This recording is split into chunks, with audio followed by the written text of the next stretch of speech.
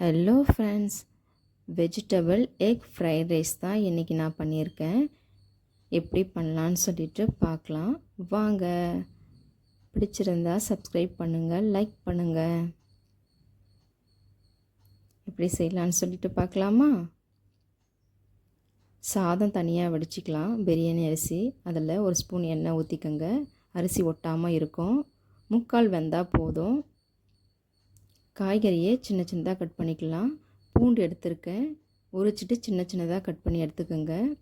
இஞ்சியும் அதே மாதிரி சின்ன சின்னதாக கட் பண்ணி எடுத்துக்கோங்க. கட் பண்ணிட்டேன். பீன்ஸு குட்டி குட்டியாக அதே மாதிரி கட் பண்ணி எடுத்துக்கோங்க. வெங்காயத்தாள் எடுத்துருக்கேன், அதுவும் சின்ன சின்னதாக கட் பண்ணி எடுத்துக்கோங்க. இந்த மாதிரி கட் பண்ணிக்கோங்க.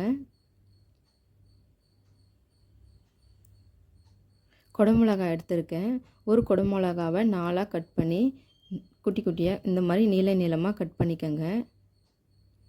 கேரட், நீளமான கேரட்டாக இருந்தால் 3 துண்டாக கட் பண்ணி இந்த மாதிரி நீல வாக்கில் கட் பண்ணிக்கோங்க. நீளமாக கட் பண்ணிக்கோங்க. கோஸு அந்த இலையை தனித்தனியாக பிரித்து எடுத்து இந்த மாதிரி நீளமாக கட் பண்ணிக்கோங்க. சுருட்டி கட் பண்ணால் இந்த மாதிரி நீளமாக வரும். இந்த மாதிரி கட் பண்ணிக்கோங்க. வெங்காயம் அதையும் நீளமாக கட் பண்ணிக்கோங்க. காய்கறியெல்லாம் கட் பண்ணியாச்சு. கட் பண்ணி வச்சுக்கோங்க. சாதம் வேகிறதுக்குள்ளே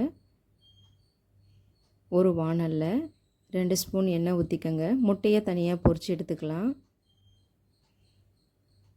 நீங்கள் நார்மலாக வெஜிடபிள் ஃப்ரைட் ரைஸ்னால் முட்டை போட வேணாம். நான் எக் ஃப்ரைட் ரைஸ் பண்ணுறேன், அதனால் முட்டையை தனியாக பொரிச்சு எடுத்துங்க. உப்பு ஆட் பண்ணிக்கோங்க. மிளகுத்தூள் போட்டுக்கோங்க. மஞ்சள் தூளும் சேர்த்துக்கோங்க, முட்டையோட ஸ்மெல் வராமல் இருக்கிறதுக்காக. இதை தனியாக வச்சுக்கலாம். சாதம் வந்துடுச்சு, வெடித்து விட்டு ஆற வச்சுக்கலாம். ஒரு வாணலில் எண்ணெய் ஊற்றிக்கோங்க. பூண்டு இஞ்சி 2மே போட்டுக்கோங்க. அது பொரியட்டும். வெங்காயம் போட்டுக்கோங்க, லேசாக வதக்குனா போதும். கேரட்டு, கேப்சிகம் எல்லா காய்கறியும் போட்டு ஒரு 1/2 kg வெந்தால் போதும். நல்லா வதக்கிக்கலாம். பாதி வெந்தால் போதும். உப்பு போட்டுக்கோங்க. அந்த காய்கறிக்கு தேவையான உப்பு மட்டும் போட்டுக்கலாம். சென்டராக 2 முட்டை உடச்சி ஊற்றி பொரிச்சிக்கலாம். ஃபுல்லாக காயிலையும் சேர்க்க வேண்டாம், உள்ளவே வதக்கிக்கோங்க. பொரியட்டும். பொரிஞ்சிடுச்சு. பொரித்த முட்டையை அதில் சேர்த்துக்கலாம். வெங்காயத்தாள் சேர்த்துக்கலாம். சாதத்தை லைட்டாக ஆற வச்சுக்கோங்க. ஆற வச்சு இதில் சேர்த்துக்கோங்க. ரொம்ப சூடு வேணாம். மிளகுத்தூள் சேர்த்துக்கலாம். சோயா சாஸ் ஊற்றுறேன், சோயா சாஸ் சேர்த்துக்கலாம். டொமேட்டோ சாஸ் இருந்தாலும் நீங்கள் சேர்த்துக்குங்க. நான் சோயா சாஸ் மட்டும்தான் ஊற்றிருக்கேன். இதுக்கு தேவையான உப்பு போட்டுக்கலாம். கொஞ்சமாக உப்பு போட்டு மிக்ஸ் பண்ணி பார்த்துட்டு வேணும்னா போட்டுக்கோங்க. Fried rice ready.